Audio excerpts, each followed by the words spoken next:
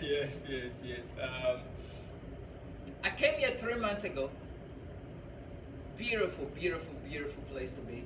I live in California now. Beautiful place to be. I love California. What? Beautiful, beautiful weather. You see, prior to coming to the USA, I thought everybody in America was rich. Yes, yes. That is what I thought. Because I grew up in a village where we don't have electricity, right?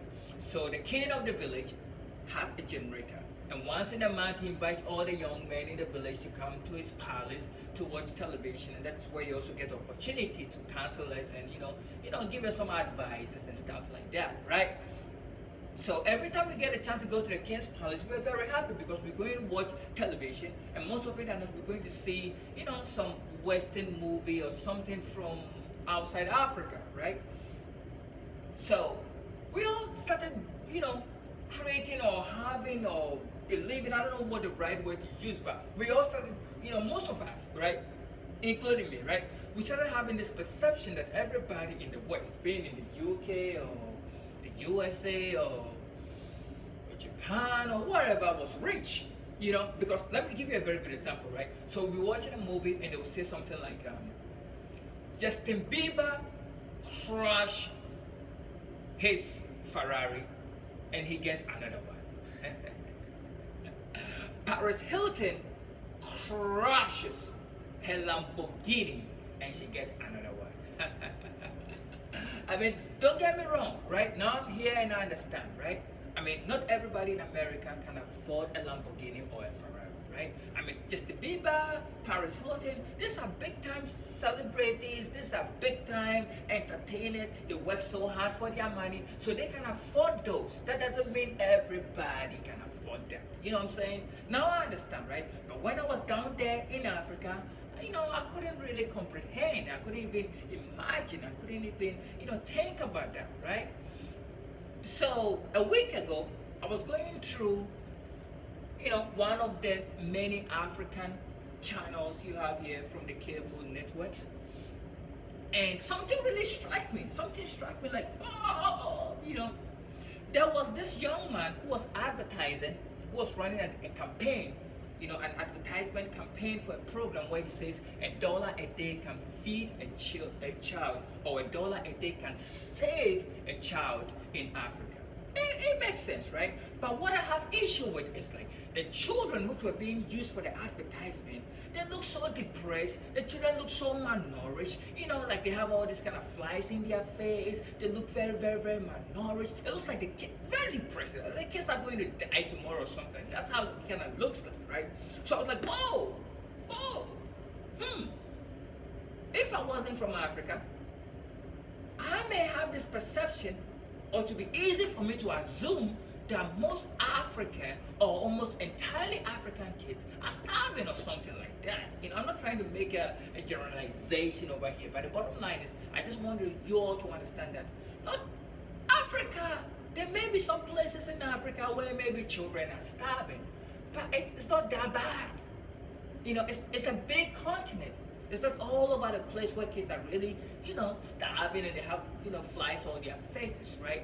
So to qualify this conversation I'm trying to, to talk about today, to qualify the point I'm trying to make right now is just this morning, yes, just 10 hours ago, right? This morning, right? I got a chance for the first time to use the library. Right? Simply because for the 3 months I've been here, I don't own a computer, I don't have a computer, I don't have a laptop, so I couldn't check my emails, right? So by this morning, I got my library card. So I could go to the library and I could use the internet at the library. I could use the public computer at the library to check my email. And I was so happy because I was so eager to see who was writing me for the past 3 months I've been gone. I wanted to cross-check with my family and check with my family, like, touch base with my family, right? And friends, right? So I went to the library very happy, opened my email for the first time in 3 months, and there's this young man who has written to me 6 times, right? And the subject line of all the 6 emails he has written to me was urgent, urgent, very urgent, very urgent, very urgent, very urgent, right? So I just click on the very first one, right? Now the last name of this young man happens to be my last name, right?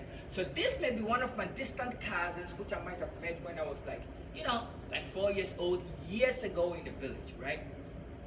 And this is where the first letter I just click on, this is what it reads, right? He says, "Dear brother Nana," that is me.